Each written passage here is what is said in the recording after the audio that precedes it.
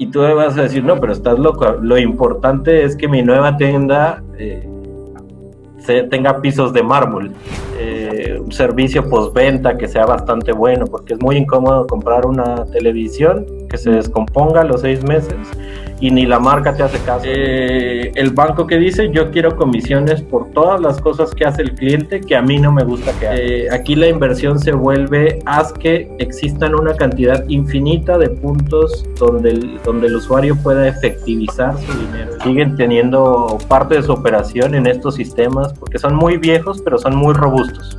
Son muy poco amigables con el usuario.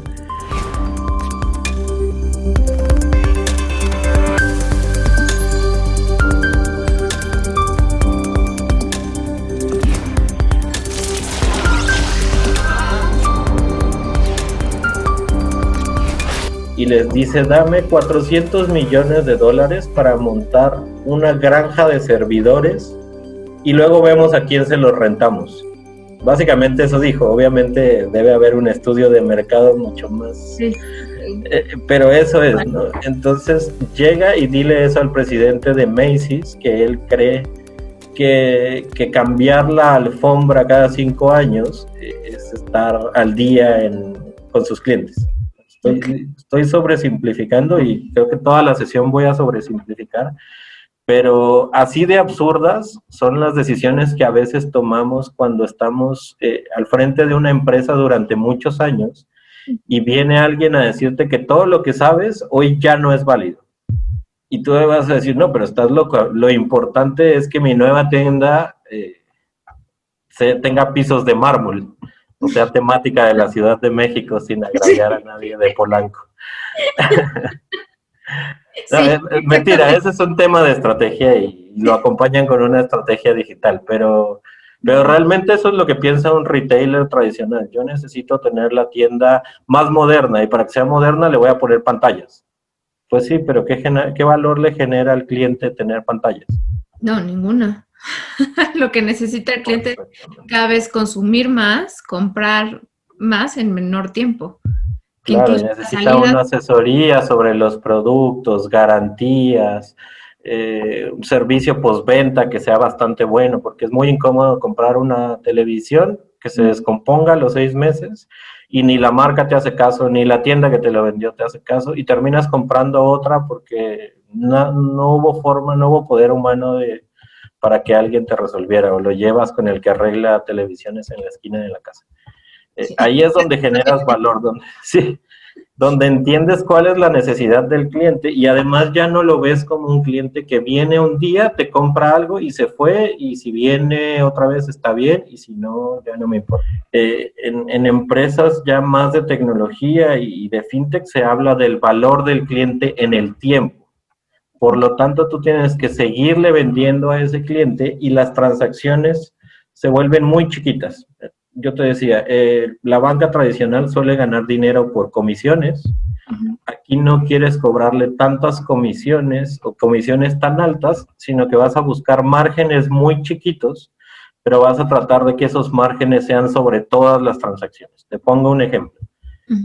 ¿Qué hace la banca tradicional? Ellos no quieren que saques tu dinero del banco. Por eso es que muchos retiros en cajero tienen costo. Entonces te cobran, dependiendo si es en cajero propio, de otro banco, moneda extranjera, lo que sea, pero te cobran comisiones que pueden ir desde los 5 hasta los 50 pesos. Y eso es rentabilizar al cliente para ellos.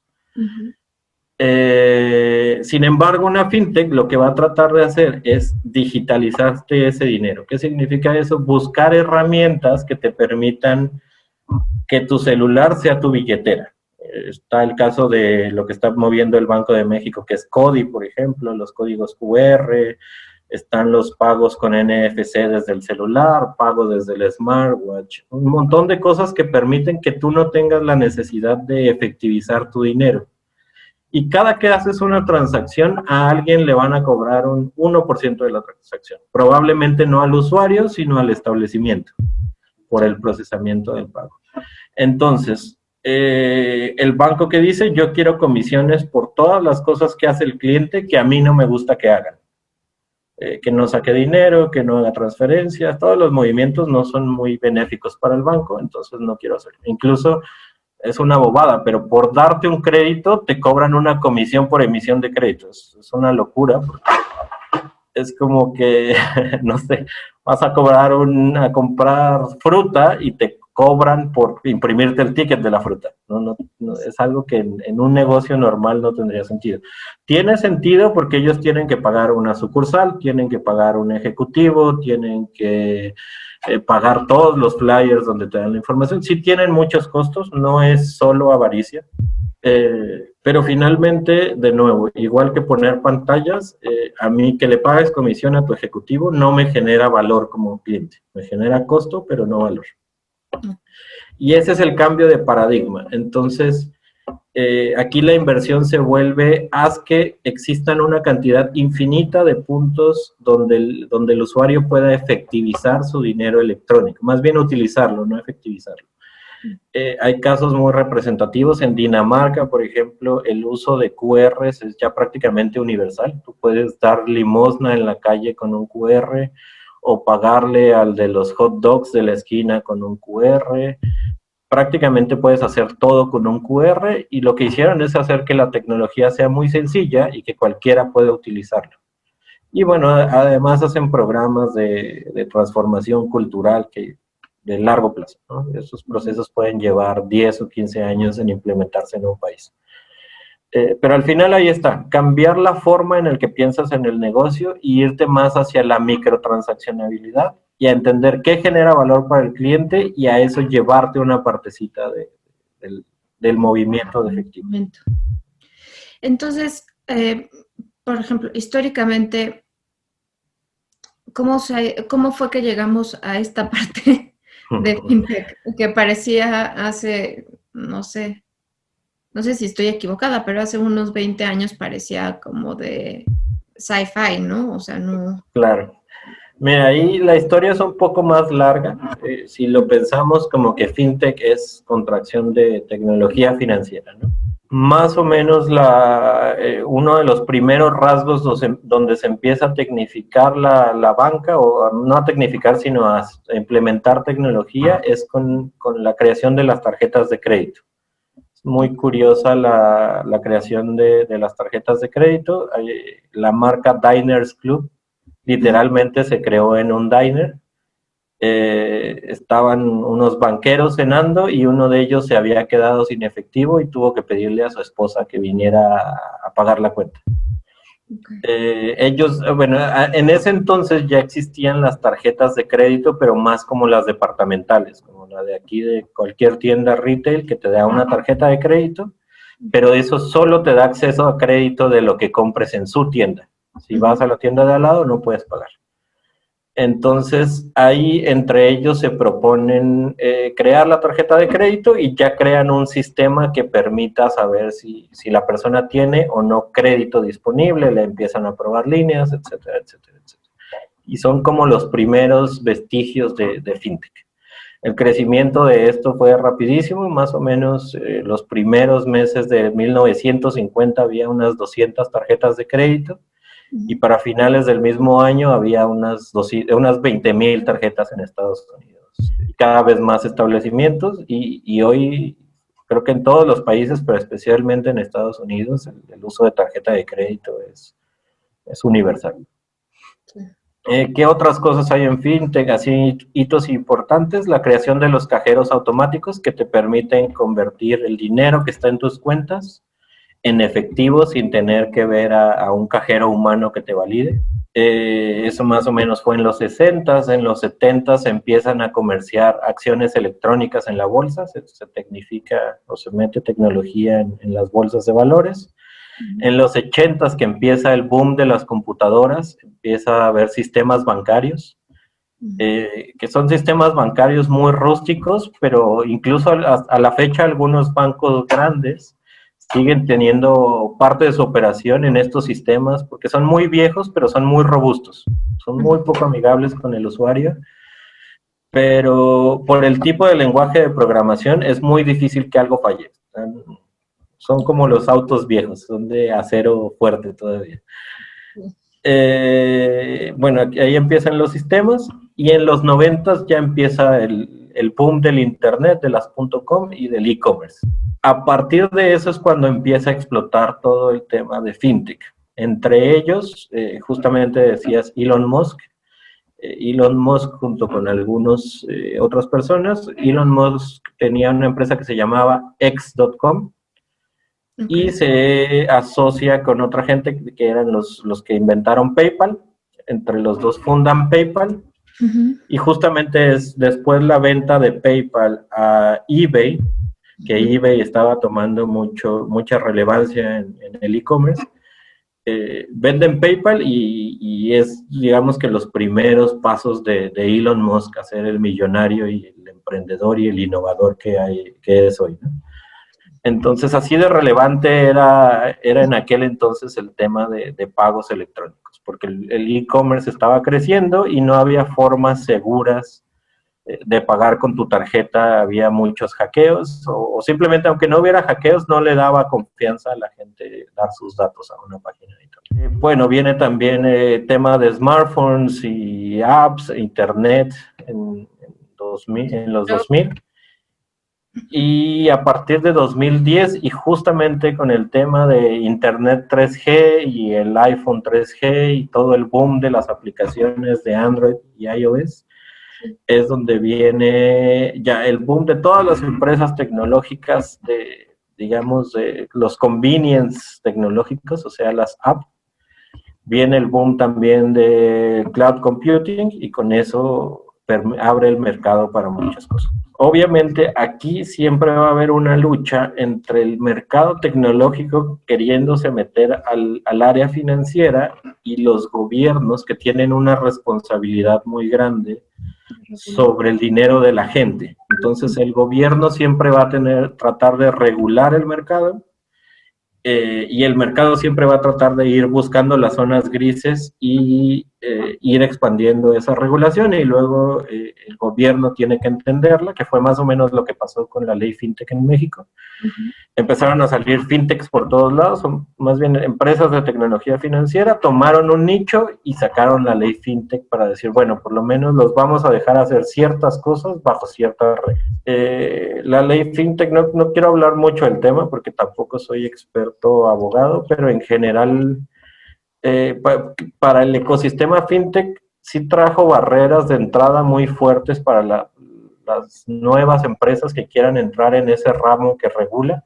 Básicamente regula lo que es captación de fondos, o sea, cuentas de ahorros y ese tipo de cosas, y colocación de fondos, dar créditos. Entonces, conectar gente que tiene dinero con gente que quiere dinero, y a unos les pagas un interés y a otros les cobras interés. Entonces, puso barreras de entrada bien fuertes, pero lo que sí da que no en todos los países existe es al menos una certidumbre legal de decir, bueno, existe un marco, puede no ser perfecto, pero al menos el gobierno está volteando a ver que hay algo que se llama fintechs y se está interesando en regularlos. Algo interesante que hicieron es que realmente se sentaron con la gente que eran los CEOs de las fintechs y con los financieros de las fintechs y con otra gente, a trabajar en conjunto con ellos, o por lo menos a darles voz para que contribuyeran a la creación de esta ley. Digo, es algo rescatable, obviamente es perfeccionable y seguramente va a cambiar mucho en los próximos años, pero yo creo que tiene elementos importantes, entre ellos la certidumbre legal que le da a las fintech de por lo menos saber qué se puede hacer y qué no se puede hacer. Pero justamente tomando esto de la regulación, que es muy compleja porque pues a nivel mundial cada país es otra regla totalmente distinta. Entonces, ¿qué tanto se va a poder desarrollar? Yo me pongo a pensar, por ejemplo, en el caso de México, ¿no? Que de hecho pues la economía del trapiche es la que se espera, que es la que busca el gobierno, compitiendo con un Arabia Saudita que ya está más abierto en este punto de la fintech. Al final no va a haber problemas de procesos cuando queramos meternos a internet y comprar cualquier cosa a los usuarios. visto desde el punto de vista de los usuarios, Mike, ¿no perdemos mucho con esto? No necesariamente, bueno, obviamente lo que te digo, tiene que evolucionar. Sería un error que esa sea la ley fintech que tenemos y con la que tengamos que vivir los próximos 50 años. Sí. Lo que es bueno es que sea una primer ley fintech que además con la legislación secundaria te permite ir modificándola sin tener que hacer reformas tan grandes. Entonces también ahí se deja ver que la hicieron para ir mejorando. Un poco, obviamente el gobierno no puede ser totalmente ágil, bueno, sí puede, pero es difícil que lo sea. Pero sí se ve que aprendieron un poco de las fintech y de las tecnológicas, este tema de metodologías ágiles. Voy a construir algo, sé que no es perfecto, pero lo voy a construir y voy a dejar los elementos que me permitan ir pivoteando sobre esa primera iteración. Voy a ir aprendiendo y la voy a ir perfeccionando. Y la realidad es que nunca va a ser perfecta, pero siempre va a ser mejor que la iteración anterior. Yo leo mucho eso en la ley fintech. Espero, bueno, el tema es que los temas gubernamentales se meten con los temas políticos y cambia la gente que estaba en la dependencia y no necesariamente el plan estratégico se sigue. Pero bueno, la intención con la que se hizo yo creo que fue muy favorable. Definitivamente, en general en Latinoamérica estamos muy atrasados respecto a la fintech. Europa, por ejemplo, que está moviendo mucho el Open Banking. El Open Banking, entre muchas otras cosas, te da la facilidad, por ejemplo, de hacer una portabilidad bancaria. Así como existe la portabilidad celular, que ya no quiero ser Telcel, ahora quiero ser Movistar. Con esta flexibilidad, yo ya no quiero ser Banco Azul, quiero ser Banco Rojo, y no solo me llevo mi dinero, sino me llevo toda mi información bancaria. Y la información es muy importante para los bancos, porque el negocio del banco al final no es prestarte dinero, sino cobrarte. Por lo tanto, el precio que el banco te dé está asociado al riesgo que tú tengas de no pagarlo. Sí. Si el banco te conoce más, puede ser más asertivo en el perfil de riesgo que te da. Por lo tanto, los precios que tengas van a ser más reales si el nuevo banco tiene toda la información de tu comportamiento con el banco anterior. Incluso los sistemas financieros se vuelven más robustos porque entre mejor sean los bancos estimando el riesgo, pues menos probabilidades hay de que, por ejemplo, quiebre un banco, ¿no?